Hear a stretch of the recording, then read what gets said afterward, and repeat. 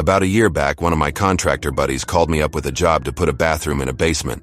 Nothing we haven't done before, and I had it down to a science. About the last thing you want to deal with is a never-ending stream of callbacks on a basement job, so you lay the terms. The client springs for a top-of-the-line grinder pump, or the deal's off. For those who don't know, when you're too low for your fixtures to gravity feed into the main sewer line, you use a grinder pump to cut up all the shit into a pulp and then shoot it up through a pipe into the main line. There are worse things than forever screwing around with a cheapo pump that's all clogged with shit and tampons, and I've dealt with most of them. But like everything else, it's better to do the job right the first time. "Nah," said Frank. "This guy's legit. He asked for top of the line. Money is no object," he said. He actually said that in those exact words. "Guy's a dream client, Ernie. You in?" "Sure," I said. "Sounds good." A few weeks later, I pulled up to the house, and it didn't look like a place that somebody with a lot of dough would live in. I mean, it wasn't bad. Nice little one-story ranch kind of tucked back off the road a ways. But it looked more like a starter home for a young couple than a rich person's home. I knocked once and the door swung open like the guy was standing there waiting for me. "You must be Ernesto," he said. "That's me," I said. "Everybody calls me Ernie. You're Charlie, right?" I stuck out my hand. He looked at it from behind thick glasses for a few beats and declined to shake it. I shrugged it off. A lot of people think that plumbers just root around in shit all day with their hands. Wouldn't want to soil the guy's delicate little fingers. "You're early," said Charles. "Never late," I said proudly. "My name is Charles, not Charlie. I am afraid that you will have to wait outside for a few minutes. I will open up the bulkhead to the basement at the back of the house for you when I am ready, at the appointed time." I saw how it was right then. Some clients, even if they were super rich, treated you like human beings. Some treated you like shit. It all paid the same, but I was starting to get a bad feeling about this guy. He closed the door in my face and I actually heard him drive the deadbolt home. I smoked a cigarette there on his lawn and threw the butt into his little flower garden. Then I went around back and waited for him to open up the bulkhead doors. It took a few minutes, but he finally did. I walked down the steps and followed Charles to a corner of the basement. "Here," he said. "This is where I would like the grinder fixture. Will it work?" I looked up at the pipes running overhead. It looked like there was a vent there that I could tie into.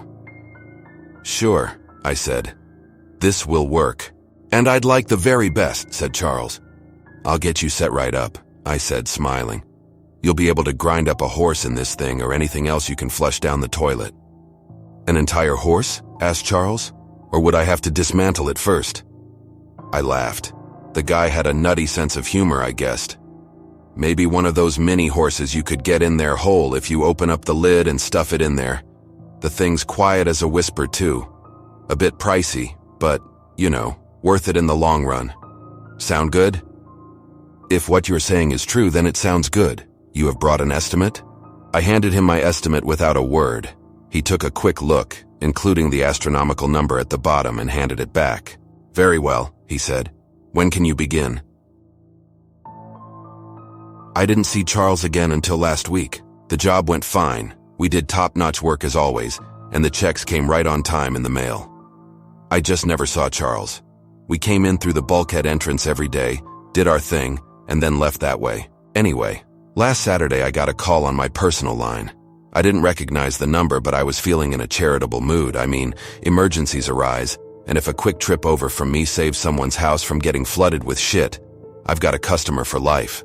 "Ernie here," I said, answering the call. "Ernesto, I have been misled." Right away I knew who it was. "Charles," I said, "sounds like you have a problem. I was told that the grinder pump you installed last year would be completely maintenance-free for several years, and yet it has malfunctioned already." "What's the problem, Charles?" "The basement fixtures have backed up. There is filthy water bubbling up from the lid of the tank housing the grinder." I'll admit that surprised me. It was something the cheaper units did regularly, but not the one I had sold him. I hadn't gotten a call back for that one yet, after 10 years of installing them. Still, it wasn't an emergency. "Really sorry about that, Charles," I said. "I'll be there first thing Monday morning to look at it myself." "I'm afraid that's unacceptable," said Charles. "This problem must be addressed immediately." I sighed. I was just into my first beer of the afternoon, and the game was starting soon. If this were your only bathroom, I'd be there right away, my man. But it's not. You've got 2 toilets upstairs. I've seen the drains from below, so you can hang in there until Monday. Again, I'm really sorry about this, and I'm honestly just as surprised as you. Are you aware that I am a lawyer? Asked Charles. Asshole. All right, I said. I'll be over in a few. I pounded down my beer and fired up the van. When I got there, I went straight around to the bulkhead doors. Charles was there waiting for me. I do thank you for coming, he said. I understand that it's the weekend, and you must have other plans.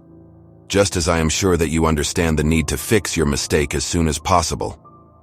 I felt like socking the guy in his smug face, but I just nodded and followed him down to the basement. One look at the tank and I knew that instead of relaxing at home watching the game, I'd be up to my shoulders in shit. Brown wastewater was bubbling up around the lid of the tank, dripping down the sides. I could smell it first before I saw it from across the basement. I sighed and set down my toolbox next to it. I took out a pair of gloves, put them on, and gave the tank a good bang with my fist. On the cheaper units, when the float starts to get wonky, that bang usually does the trick, at least in the short term. No such luck this time, though. What have you been flushing into this thing, Chuck? I asked. It's Charles, as you know, and I was told that this unit would successfully grind up a mini-horse. I assure you that the deposits have been smaller than a mini-horse. I didn't know if the guy was putting me on, and I didn't care. I just wanted to fix the problem and get out of there. I have a strong stomach. Like I said, I've pretty much seen it all. I found a seagull stuck in a drain pipe once. No idea how it got there, but one side of the pipe was packed solid with liquefied shit. And then there was the seagull. And then on the other side of the seagull was a bunch of rats eating it. I've pretty much seen it all. But when I opened the lid of that tank, I saw something that I'd never seen before, and I puked right on top of it all. There, staring up at me, was a small eyeball, floating in a mass of shit and piss and toilet paper and possibly blood. I turned slowly around and looked at Charles. What? Why is there an eyeball in your tank? I asked. Charles shrugged. Not that it's any of your business, but my daughter had a pet pig. The pig died, and since this unit was advertised as being capable of grinding up a small horse, I assumed that it would have no issues with a pig. He is insane, I thought. Charles. That was a joke. I'm sorry you misunderstood, but it was a fucking joke. I mean, that's your problem right there. Under no circumstances should you put an animal in this thing. Don't put anything in this thing except for the normal things that come out of your body that you typically flush down the toilet. It took some effort not to just explode on this asshole. Can you fix it? Asked Charles. I can, Charlie, but you should know. My weekend rate is triple my usual rate with a 2-hour minimum. And there is no way that this is my fault. Just so we're absolutely clear about that. I didn't stuff a goddamn pig into the grinder pump. Charles waved his hand in the air as though dismissing a slave. Very well. Just get it fixed. Sure thing, boss, I said. Just gotta dislodge the blockage. I'll go grab my snaking tool from the van. Hopefully I can get it that way. Be right back. Charles nodded, and I went back outside and headed to my van. On the way there, I saw a little girl with her face pressed up against one of the windows of the main house. Must be his daughter, I thought. But she looked off, I guess. Her eyes were sunken back in her head, and she had a deep cut along one side of her face. Her hair looked like it hadn't been washed in months. I gave a smile and a wave as she stared at me, almost like she was dead, and turned back to my van. Back in the basement, the snaking tool didn't work, and actually got itself jammed up in the mess. Charles stood behind me the whole time, breathing down my neck. I hate that under normal circumstances, and hated it twice as much right then. It took a lot of self-control not to unload on him. And what was he doing there anyway? The guy left us alone the whole time we were working, and now all of a sudden he's a student in the fine art of getting shit unstuck? Looks like I'll have to go in manually, I said. I pulled my respirator out of my bag and put it over my face. Even so, the unbelievably foul stench seeped through. Might as well get it over with. I reached in and felt around. There was something hard wedged in between the blades of the grinder. I yanked as hard as I could, and then I had it. Horrible shit blood piss water splashed all over me as I pulled it out.